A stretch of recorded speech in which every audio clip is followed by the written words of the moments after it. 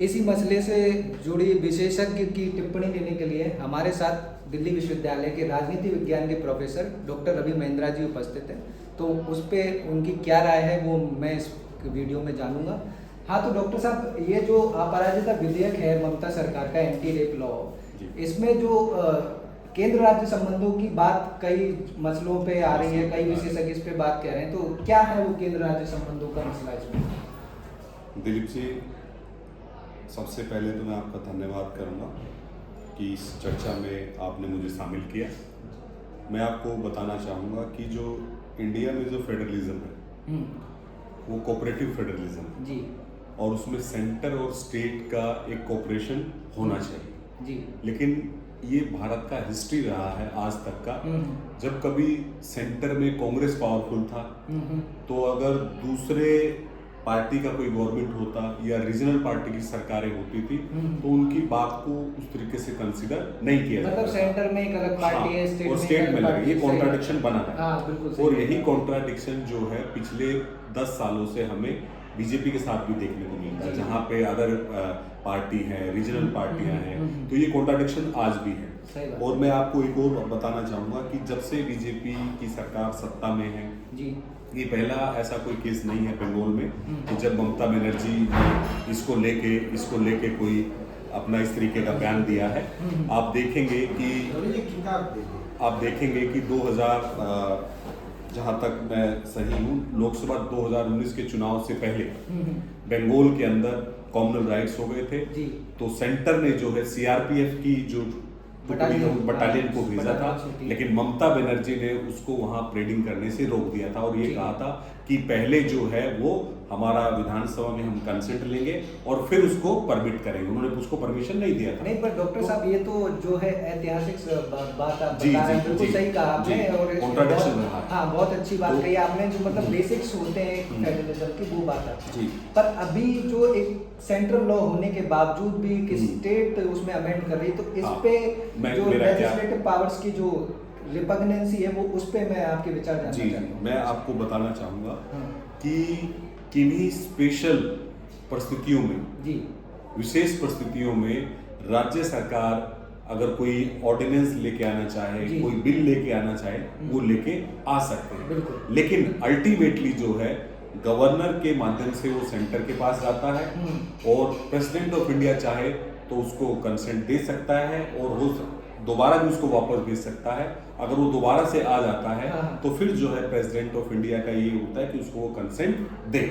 लेकिन यहाँ पे जो मैं समझ पा रहा हूँ कि जिस तरीके से जो ये मैटर था बंगाल का, इसको पॉलिटिसाइज किया गया और वहाँ पे गवर्नमेंट ने, या मैं कहूँ जो वहाँ की सरकार है, उसने अपने आप को बचाने के लिए और इस मुद्दे पे ध्यान भटकाने के लिए ये लॉ बनाया है।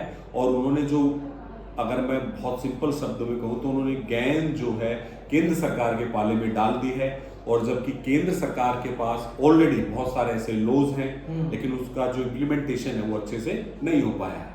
ठीक है, अब इसमें मेरा दूसरा सवाल डॉक्टर साहब आपसे ये है कि ऑलरेडी ऐसा नहीं है कि आज ही हमारे पास कानून है, लॉज है, हमारे पास स्ट्रिंजेंट लॉज पहले से अवेलेबल हैं। 2012 में जब निर्भया केस दिल्ली में हुआ था, उसके बाद एक वर्मा कमेटी बनती है और उसने रिकमेंडेशंस की और कुछ नए जो ऑफेंस थे वो आईपीसी में जोड़े गए।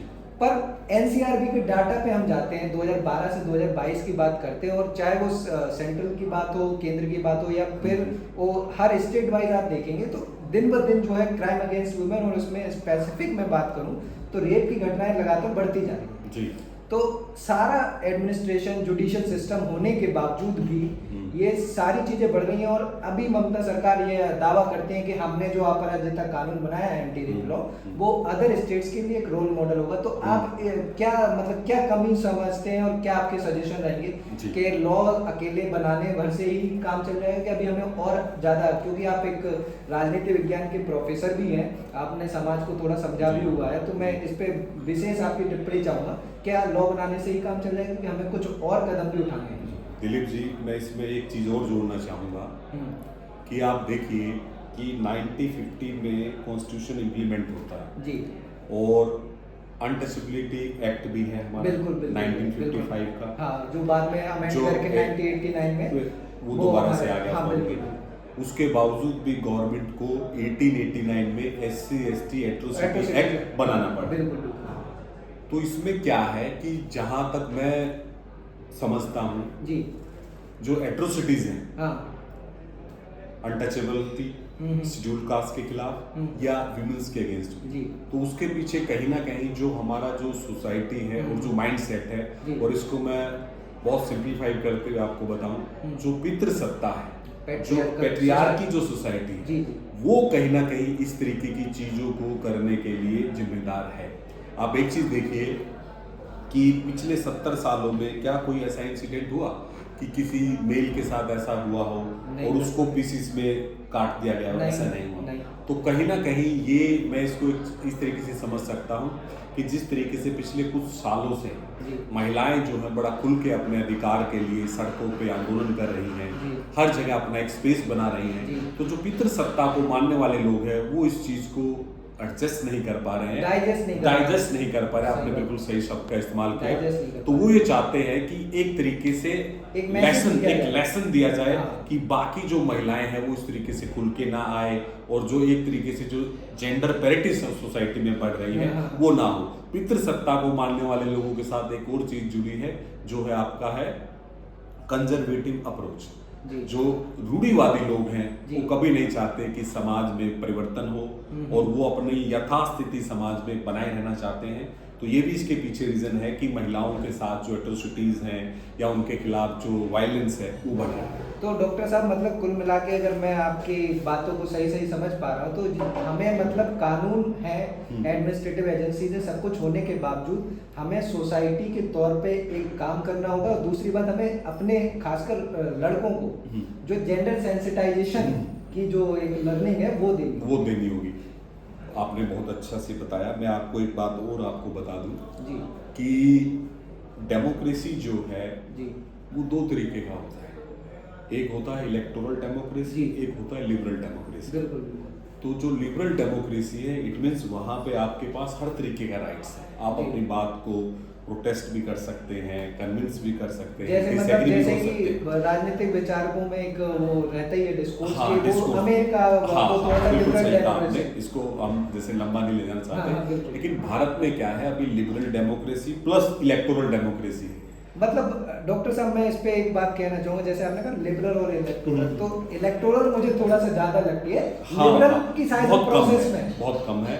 और आप देखेंगे कि जो लॉ है, इंस्टीट्यूशंस हैं, वो बड़े बड़े सिटीज में वहाँ पे आपको ये rule of law, justice, fraternity, equality दिखाई देती, लेकिन जैसे आप वहाँ से बाहर निकलते हैं तो वहाँ पे आपको जो इंडिया का सोसाइटी है, कास्ट बेस्ड सोसाइटी है, पेट्रियार्क बेस्ड सोसाइटी है, वो आपको नजर आती है। तो ओवरऑल अगर हम इस व्यवस्था को बदलना चाहते हैं तो मेरा ये मानना है कि जो एक्टिविस्ट लोग हैं उनको इंस्टीट्यूशन से बाहर निकल के सोसाइटी के बीच जाना होगा और लोगों को अवेयर करना होगा।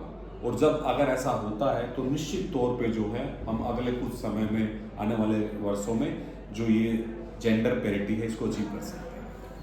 ठीक है। और कोई जाते जाते आपकी कोई विशेष टिप्पणी, मतलब लगातार हम ऐसा नहीं है कि आप पराजिता वाला कानून अभी बनाया है, आजीवन मेडिकल कॉलेज घटना बदलापुर में भी एक घटना हुई है और लगातार हमें मिल रहा है, नाबालिगों से छोटी छोटी बच्चियों से हो रहा है। मेरा ये मानना है, आपसे दो बिंदुओं में जानना चाहूंगा कि आपके क्या सजेशंस रहेंगे। मेरा सबसे बड़ा सजेशन ये है कि अगर किसी के साथ भी कोई एट्रोसिटी होती है तो उसको पॉलिटिसाइज ना किया जाए।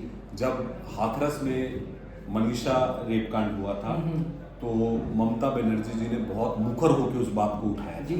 लेकिन अब वही ममता बनर्जी है, जब उनके स्टेट में ऐसा इंसिडेंट हुआ है तो वो फॉर्मेलिटी के लिए एक लॉ लेके आ गई है, लेकिन उसके बावजूद भी जो है प्रोटेस्ट जो है वहाँ हो रहा है और देश में उसके खिलाफ एक माहौल है। तो इसका मतलब क्या है कि आप जब आपके पास कोई चीज क्वेश्चन है तो आप डाइवर्ट करने के लिए लॉ लेके आ गए, और जब दूसरे स्टेट में हुआ तो आपने बड़ा मुखर होकर आवाज उठाया। तो इस तरीके से इन मुद्दों पे राजनीति करना हो और जो विक्टिम है उसको जस्टिस मिलना चाहिए, उस पर पॉलिटिसाइज नहीं होना चाहिए, मेरा ऐसा मानना है। ठीक है। तो ये थे हमारे साथ दिल्ली विश्वविद्यालय के राजनीति विज्ञान के प्रोफेसर डॉक्टर रवि महिंद्रा। उन्होंने अपनी जो स्पेशलाइजेशन है पॉलिटिकल साइंस पे उससे जुड़ी हुई बात हो, चाहे एक सोसाइटी को एट लार्ज कैसे अपने मतलब जो बच्चियों के खिलाफ जो भी हिंसा हो रही है, महिला अपराध दिन ब दिन बढ़ रहे हैं, उस पर अपनी राय दी। प्रोफेसर साहब से आगे भी हम अन्य विषयों पर जो है उनका राय जानते रहेंगे। आज के वीडियो में इतना ही, और हमारे चैनल को लाइक और सब्सक्राइब जरूर करें। धन्यवाद। धन्यवाद दिलीप।